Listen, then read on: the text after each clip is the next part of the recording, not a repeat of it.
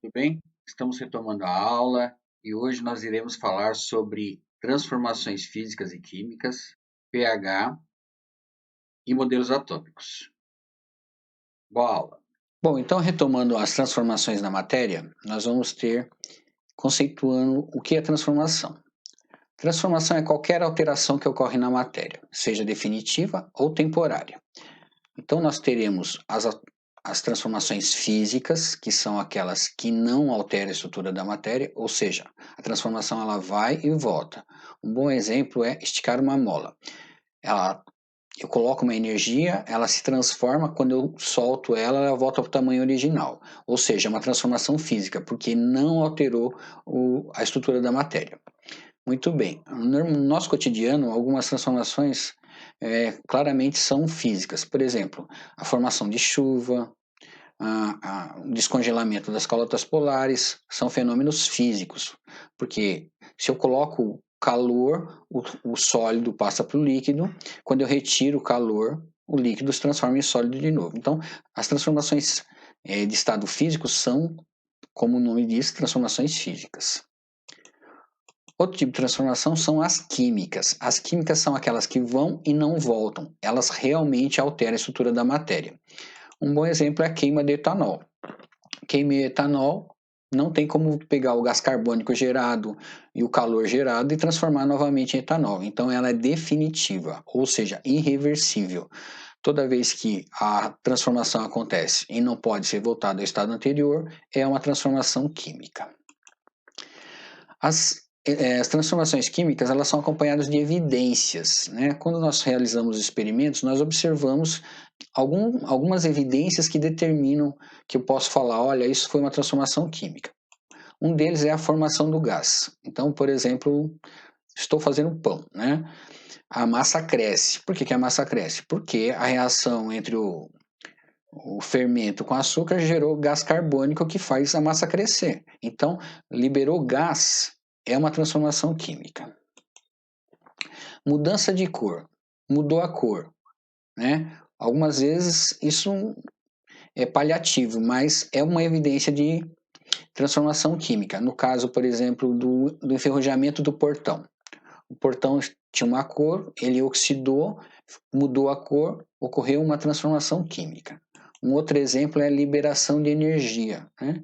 Peguei uma vela, comecei a acender, acendi a vela, queimei o pavio, queimou junto parafina, gerou calor. Não tem como eu pegar esse calor e voltar. Então, liberou energia, calor e luz, é uma transformação química. O último aí é a formação de precipitado, né? É uma reação um pouco difícil da gente estar observando, mas é quando eu junto dois líquidos e ele forma um sólido, ou seja, um material insolúvel. Então, também é uma evidência de transformação química. Vamos fazer um exercício para ver se a gente conseguiu absorver um pouquinho. Então, eu vou identificar se as transformações são físicas ou químicas. Água da roupa secando no varal. Então, a água evapora, só que ela cai depois na forma de chuva. Então, é uma transformação física. A massa do pão crescendo, por efeito do fermento, a gente falou, libera gás, então é uma transformação química. O açúcar dissolvendo no suco.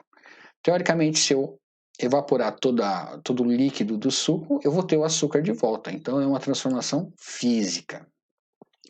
Uma maçã cortada escurecendo com o tempo. A maçã cortada ela vai oxidar, vai mudar a cor e não tem como voltar mais. Então, isso é uma transformação química.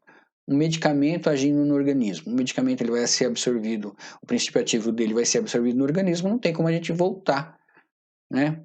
Juntar de novo e transformar no medicamento. Então, é uma transformação química. Bolinha de naftalina diminuindo de tamanho. A bolinha de naftalina é um material que o pessoal mais antigo utilizava em guarda-roupas para tirar o cheiro, diminuir traça. Ela sofre um processo de sublimação, ela passa do estado sólido para o gasoso. Teoricamente, se eu fizer esse sistema fechado, eu posso pegar o gás e transformar novamente em sólido. Então, é uma transformação física. Bom, vamos falar um pouquinho sobre escala de pH. O que é o pH? pH é o potencial hidrogeniônico. Essa escala nos permite saber quanto uma substância é ácida ou quanto ela é alcalina. E o meio entre ácido e alcalino é o chamado neutro, pH 7. Um bom exemplo é o vinagre. Vinagre, todo mundo sabe que é ácido. Qual é o pH dele? pH 3. Então, é uma substância de pH ácido. Sabão tem o pH 12, significa que é uma substância alcalina, né? E a água destilada tem pH 7, então é uma substância neutra. A gente pode trocar a palavra alcalino por básico, né? Então a gente pode ter o meio ácido ou o meio básico, o meio ácido e o meio alcalino. E o meio que seria o neutro, pH 7. Quanto menor o valor, mais ácida é a substância. Quanto maior o valor, mais alcalina é a substância. Para a gente seria bom que tudo tivesse pH 7 neutro, porque não afeta, né? Mas a gente tem bastante substâncias que tem no nosso cotidiano que tem pH ácido e pH alcalino. Um bom exemplo, nós temos o ácido ascórbico, que está no AAS, nós temos a amônia, que utilizamos como produto de limpeza, que é alcalino. Então tem que tomar muito cuidado com as substâncias quando tem um pH muito baixo, ou seja, muito ácido, ou com pH muito alto, que é, por exemplo, a soda cáustica que tem pH 14. Né? É claro que vai provocar uma queimadura na pele ou se for ingerida, vai causar um entupimento ou uma obstrução no esôfago. A mesma coisa com substâncias muito ácidas, né? Algumas pessoas, por exemplo, chupam limão ou deixam cair limão sobre a pele, sai no sol, aquilo cria uma mancha. Então, nós devemos evitar substâncias muito ácidas e substâncias muito alcalinas. Tomar cuidado com produtos químicos no nosso cotidiano.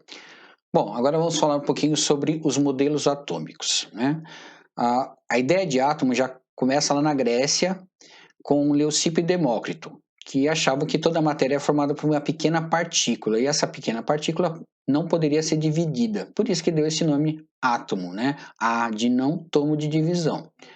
Na mesma época, a gente tinha lá uma corrente que achava que tudo era formado pelos 4 elementos: terra, ar, água e fogo. Né? Então, como essa corrente era definida por Aristóteles, o filósofo, né? Então ela ficou meio o átomo do Leucipo e do Demócrito ficou meio de lado, mas ele vai ser retomado lá por Dalton, já na Inglaterra. Mas vamos conceituar o que é modelo, né? A modelo da passarela, ela representa quem? O estilista, ou representa um estilo de roupa. Muito bem, aquele modelo, ela está representando alguma coisa. E o modelo científico também tem uma representatividade. O que são? São representações gráficas que são utilizadas para as pessoas entenderem o que o cientista está pensando ou como ele imagina que sejam formadas as coisas. Então, o primeiro modelo que a gente tem aí é o modelo do Dalton, que é conhecido como bola de bilhar. Então, ele achou que a matéria era formada por pequenas partículas, e essas partículas, usando o conhecimento lá do Leucipo e do Demócrito, era indivisível. Então, é uma pequena esfera. Então, algumas transformações químicas eram só um rearranjo entre essas partículas. Essa ideia do Dalton vai bem. Até que descobre que a matéria é capaz de conduzir corrente elétrica. Então, o J.J. Thomson descobriu o elétron. Aí ele pegou o modelo do Dalton e teve que fazer uma modificação no modelo do Dalton. Então, ele colocou os elétrons no modelo e deu o nome de pudim de passas. Então, o Thomson já fez uma alteração no modelo. Quando o modelo não serve mais para representar todas as propriedades, o modelo precisa ser alterado. Isso que acontece com o modelo de Thomson. Thomson coloca os elétrons e altera o modelo do Dalton. Depois, já com a descoberta da radioatividade, Rutherford chama Geiger e Madsen e fala, faz um experimento. Eles colocaram uma fina lâmina de ouro, colocaram um átomo de polônio que era radioativo e colocaram um anteparo de um filme fotográfico que recebeu a radiação. Ele percebeu que o núcleo era muito pequeno e positivo e os elétrons ficavam em torno desse núcleo, né? Mas então a gente tinha um pequeno núcleo e uma eletrosfera grande onde estavam os elétrons. Nessa época ainda não tinha sido descoberto o nêutron. Só em 1932 o Chadwick descobre os nêutrons. Esse modelo do Rutherford ficou conhecido como modelo do sistema solar. Então, os modelos eles vão evoluindo de acordo com a ciência, né? Uma propriedade é descoberta, tem que se alterar o modelo. Até um ponto, a ciência ela é construída não linearmente, ocorrem rupturas, né? Então, quando a gente pega o modelo do Dalton para o de Thomson, teve uma alteração. Mas aí no do Rutherford já tem uma modificação quase completa. Só ficaram os elétrons e a parte positiva no núcleo lá. Mas a gente tem, o Thomas Kuhn falava sobre isso, sobre as rupturas que nós temos na ciência. Que o pensamento ele vai de forma linear, ocorre um descobrimento, uma ruptura e novamente temos uma nova ideia. Bom, o modelo do Rutherford ele tem um problema básico, né? Se o núcleo central é positivo e os elétrons são negativos, o que acontecia? Pela mecânica clássica, os elétrons negativos seriam atraídos pelo núcleo positivo. Isso faria com que o átomo entrasse em colapso. Isso não acontece, né?